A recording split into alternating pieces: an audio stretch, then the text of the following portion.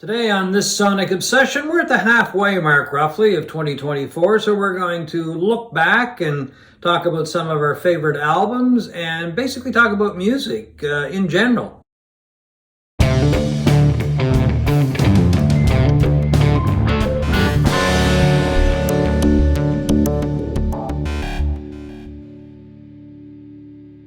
Hi folks, I'm John Whidden, and right there is Steve McLeod. Today on this Sonic Obsession, we're just going to have a look back, have a little bit of a gab fest about 2024 so far, some of our favorite albums, a couple of issues that have arisen, ticket prices, album prices, a couple of live shows, we'll talk about those as well. Basically a roundup of the year so far, so I will send it over to Steve to get it rolling. Okay, for me this year, like a lot like it was last year, the continuing rising costs of records is making it harder and harder to be a music lover, I think, in 2024. As a retired person like you are on fixed incomes, I have to be really careful about what I buy and don't buy. And this year I have bought very little in the way of physical media. I stream a lot, but I do have a few purchases. I've only bought one studio album from 2024, and it is Tiger's Blood by Waxahachie. To go halfway through a year and only have one. That's a record for you, isn't it? It is a record of my entire what goes back to when you were like 12 or something? Yeah, that's right, when I couldn't afford to buy an album. Right, exactly. It's full circle. They say getting old is like being a child again, and, I think that's the case. I'm just back to the way it was. Can I let you in on a little secret? Sure. When I first started buying albums, we actually used to change the price tags on the albums at stores. Ooh. I know. So well, maybe they'll track me down and arrest me or something. At least you weren't stealing them. But no, I didn't steal them. You know, it would save a buck or so. Let's put it well, that the way. Beatle albums used to be more expensive. I don't know if you remember that. I could never afford a Beatle album because instead of being like $4.99, Beatle albums were always $5.99 where I lived. Oh, I bought them. You know, I did buy them. Yeah, but you switched the stickers. Not in the Beatle ones. I don't remember which albums we did it to. But anyway, Tiger's Blood by Waxahachie is one of my favorite albums of the year so far. Waxahachie, for those who don't know, is a young Alabama band or person.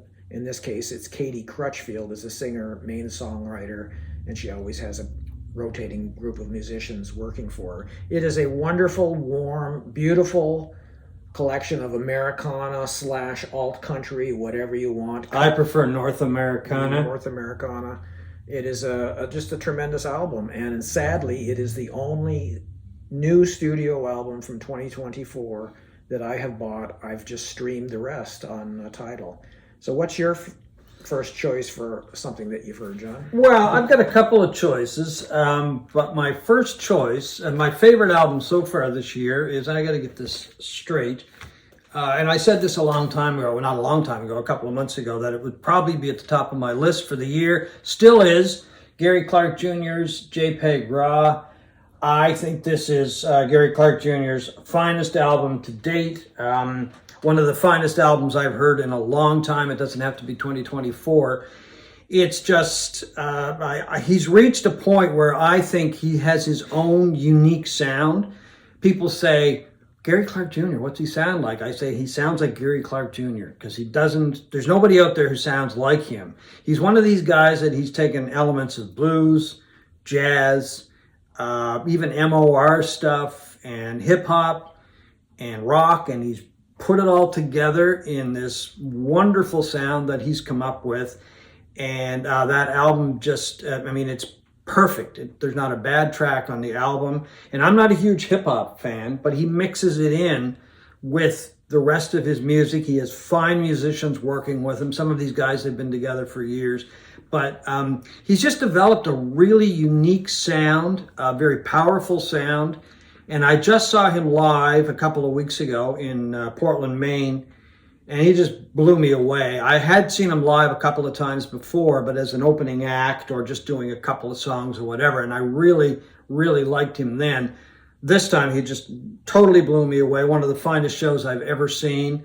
The musicians that he has working with him, once again, these guys are top drawer Some of them were with him for a long time. He has his three sisters singing backup, and they just did, I think, a marvelous job. A couple of people pointed out, my wife included, they could have been mixed a bit higher, but I think they still did a wonderful job. But anyway, that is my favorite album so far for 2024, JPEG Raw by Gary Clark Jr., a tremendous talent, an amazing guy. He's a very interesting character in that when he first started and he really came to prominence appearing on Eric Clapton's Crossroads festivals. That's where I saw him first, yeah. And he was a young, hotshot blues rock player, strictly kind of. And he's broadened his sound to include all kinds of genres in his music and really has become a very compelling guy who's more than just someone stuck in 70s blues. Oh, no, he's got his own sound. And I mean, he's still on tour. He's touring for quite a while, I believe. So if you have an opportunity to go see him live, take it, because he is just tremendous. And I mean, what a great band that he's got with him as well. So you're next. Okay, my second contender for my top 10 list of the year-end top 10 list would be Lives Outgrown by Beth Gibbons. Beth Gibbons was the vocalist of a critically acclaimed and beloved British trip-hop band from the 90s, Portishead. Portishead broke up in 2008. They were not the most prolific band in the world. They were very slow in what they would produce and put out. And they only put out, I think, maybe 3 studio albums and a live album. And Beth Gibbons put out a semi-solo album in 2002 called Out of Season with a guy by the name of Rusted Man. I didn't particularly care for that album. And in 2014, she did an orchestral album with the Polish Symphony Orchestra, Polish Symphony. And this is her first full-fledged solo album. It is dark, it is moody, it is melancholy, but incredibly beautiful. Yeah, I agree with you. I haven't heard the whole album, but what I have heard, I really like it as well. I've been just streaming it. I might buy it on vinyl before the end of the year. It's just... well, you've got about 6 months to get it. Anyway. I have to get that paper route, like I did when I was a kid, and come up and sell bottles and stuff like that. Or change the price tag. Or change the price tag. Of course, now you have a barcode to deal with. So, now I've got a new strategy. Thank you for bringing me to your evil game. Lives Outgrown by Beth Gibbons. Okay, my next choice goes to, and I didn't do this on purpose, but I noticed this when I was putting these albums together earlier today. I'm doing this kind of as an age thing. I don't know if that's a good thing or a bad thing, but anyway, Gary Clark Jr.'s 40. My next choice for an album that I really, really like is by Paul Weller, and it is called 66, because Paul Weller just turned 66. And my final choice will be from an artist who's even older. But anyway, let's talk about this. I think this is one of Weller's best albums, because it, once again, like Gary Clark Jr., I think Weller has a unique sound. I mean, he's got such a tremendous voice. His songwriting is top drawer. He's got roots back in punk with the Jam. He's got some soul and R&B with the Style Council, straight out rock and roll with his solo work. And on this album, he's a mature Paul Weller. You want to open that up there so we show the gatefold, open it up? Nice photo of him. Yeah. He has aged well, Paul Weller. He's aged well, and his music, I think, keeps getting stronger, and it shows. He's a more mature sounding Paul Weller. He's got some really good help on this album. Noel Gallagher is on the album. Bobby Gillespie from Primal Scream is one of the collaborators, and Graham McPherson is another collaborator. As you may know him better as Suggs from Madness, the lead singer. Oh, yeah. Yeah, he's on the album, or he helped Paul with the album as well.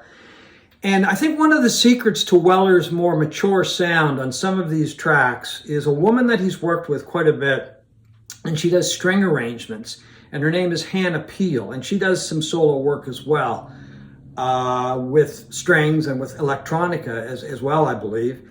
And she just brings a richness to a lot of the tracks on this album. And as I said, more of a mature sound. So Paul Weller, 66, my number 2 favorite album of 2024 so far.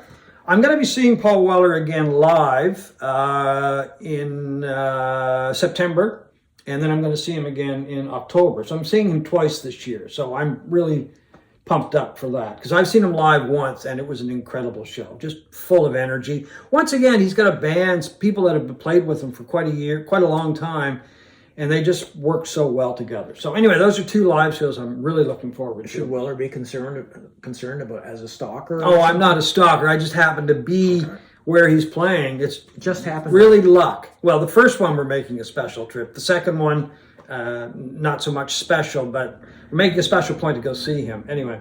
Okay, my next new studio album for contender for favorite of the year is All Born Screaming by St. Vincent. St. Vincent, otherwise known as Annie Clark, has been one of my favorite performers in recent times. One of the most interesting performers. She's like the modern female version of David Bowie, I think. Like, she's always evolving, always changing, always has a different look, a different choreography. The way she moves on stage is very well thought out. And well, her live performances are amazing. I mean, you saw her when she opened for Roxy Music, as did I. And I'm like, I mean, I'd heard she was really good live, but I couldn't take my eyes off her, and my ears as well. She was really good. Yeah. This album, All Born Screaming, is like all her albums evolve and change. This one is certainly harder sounding, more rock sounding than her previous album was. What was it called? Daddy's Home. It was a really good album. Very good album. Very much a tribute to the 1970s soul. I think had a very soulful, warm sound. This one is harder and more rock orientated, and extremely good. Like almost every album she's ever done, as far as I'm concerned. Okay, my last choice. I'm only going to feature 3 albums today. I might mention another one. It's Richard Thompson, and it's Ship to Shore. Great cover. Great cover, yeah. I mean, Richard Thompson is another artist that, I mean, to say he keeps getting better, I guess he does keep getting better. His stuff is just richer. I mean, he keeps growing as a songwriter. And once again, he's another guy that has played with the core musicians on this album, have been with him for a while.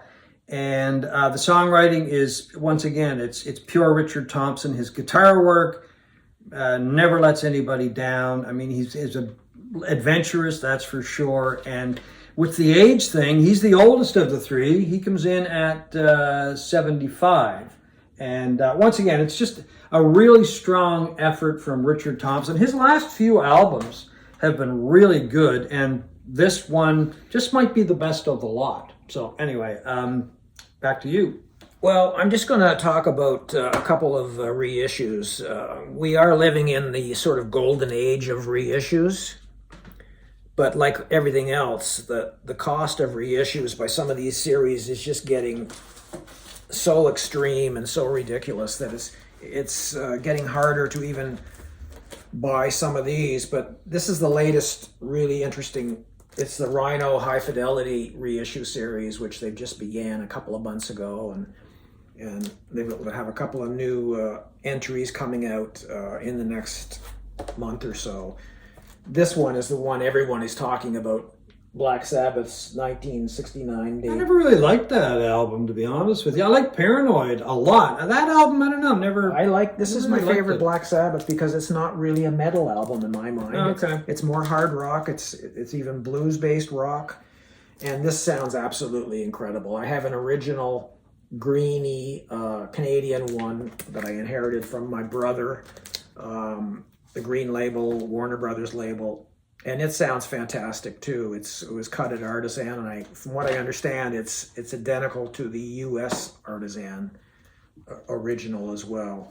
But I mean, 50-year-old albums don't sound typically good that you get used. Sorry, wrong one. And this is clean, quiet, very spacious sounding, fantastic. And I have the one other one I have is the Captain and Me by the Doobie Brothers. I think safe to say that Doobie Brothers' best effort.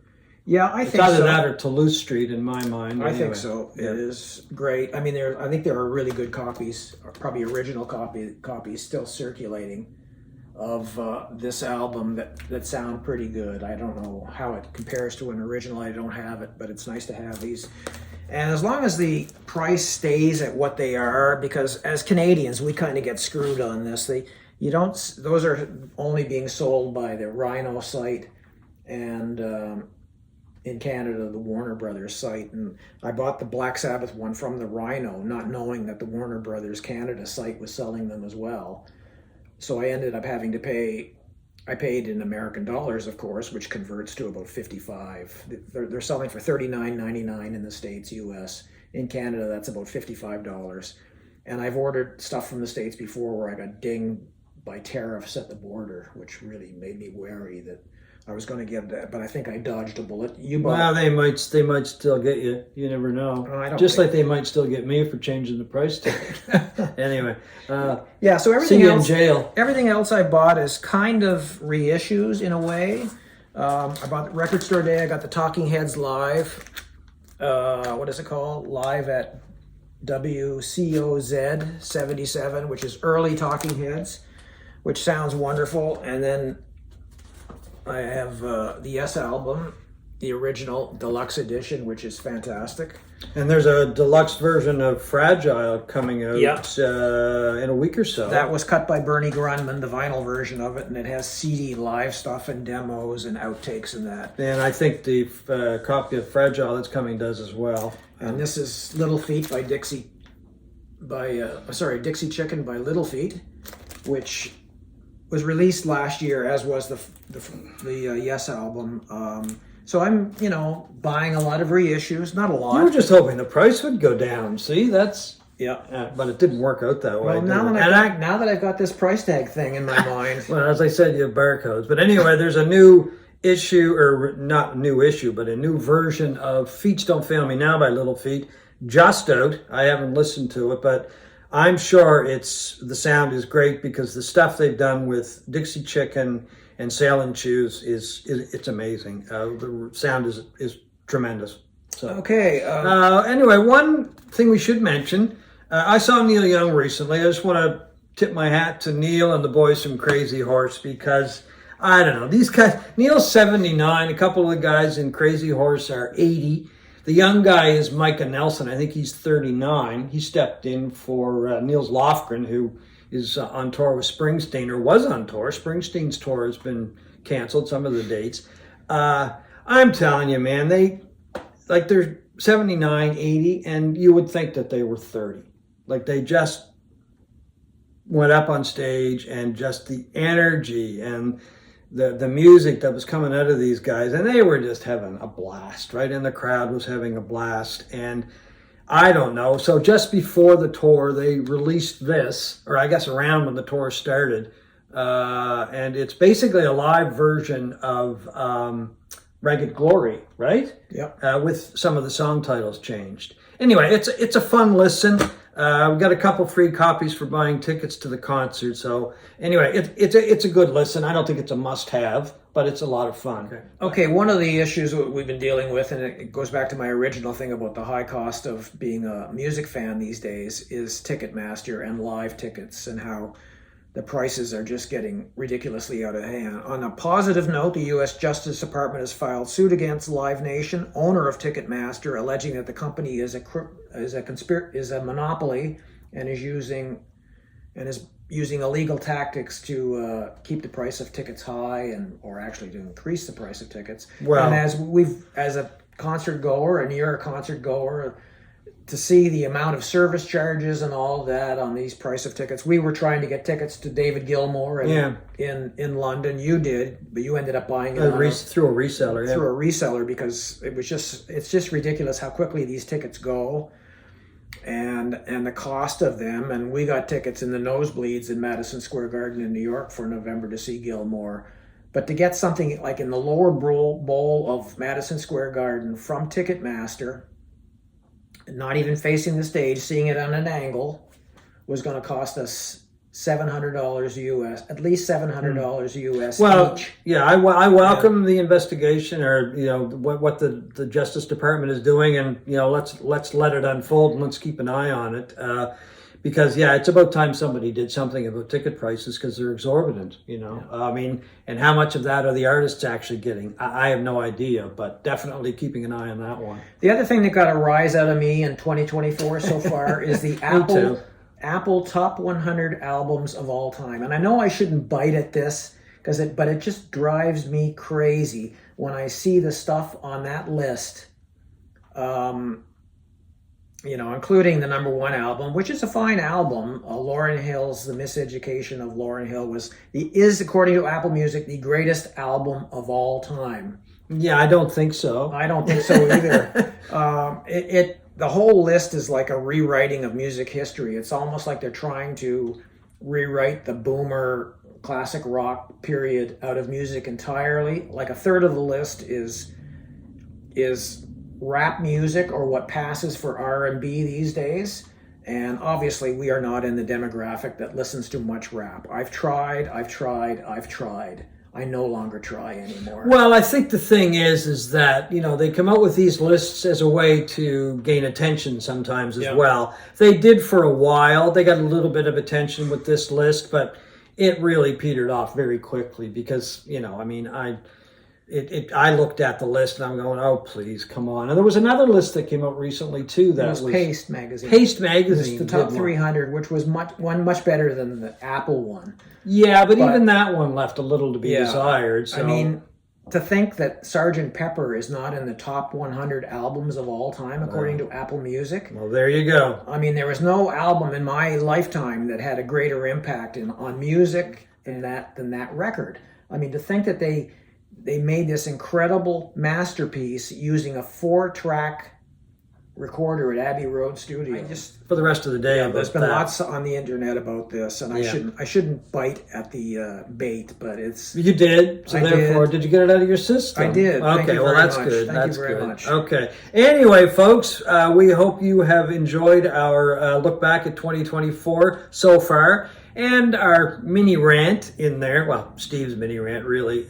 So anyway, thank you for watching this Sonic Obsession.